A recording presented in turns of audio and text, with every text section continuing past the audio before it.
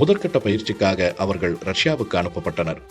4 விண்வெளி வீரர்களும் ரஷ்யாவில் உள்ள யூரி ககாரின் விண்வெளி பயிற்சி மையத்தில் பயிற்சி பெற்றனர்.